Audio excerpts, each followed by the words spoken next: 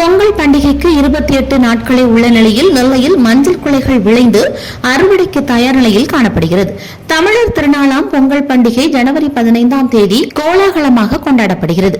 இதனையொட்டி நெல்லை, தென்காசி, தூத்துக்குடியில் பொங்கலுக்கு தேவையான காய்கறிகள், கரும்பு, பனங்கிழங்கு உள்ளிட்டவைகள் விற்பனைக்கு கொண்டு வரப்படும். இதில் பொங்கல் பண்டிகையில் முக்கிய பங்கு வகிப்பது மங்களகரமான மஞ்சள் குலைகள் தான்.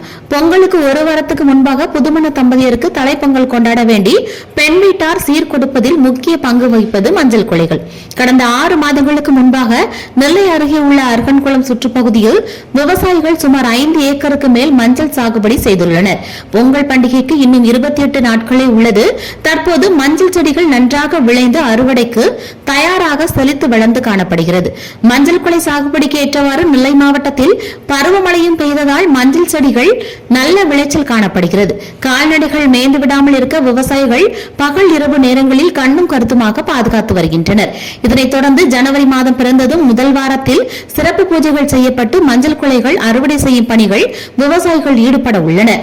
தமிழர் திருநாளை அனைத்து தரப்பு மக்களும் கொண்டாடுவதை முன்னிட்டு அறுவடை செய்யும் மஞ்சள் குலைகள் நெல்லை டவுன் நயினார்குளம் மார்க்கெட், நெல்லையப்பர் கோவில் ரதவீதிகள், பாளையங்கோட்டை மார்க்கெட் பகுதி, மகாராஜ நகர் உழவர் சந்தை, மேலப்பாளையம் உழவர் சந்தை, தச்சநல்லூர், பேட்டை மற்றும் தென்காசி, தூத்துக்குடி மாவட்டங்களுக்கும் விற்பனைக்காக வியாபாரிகள் வாங்கி செல்வர்.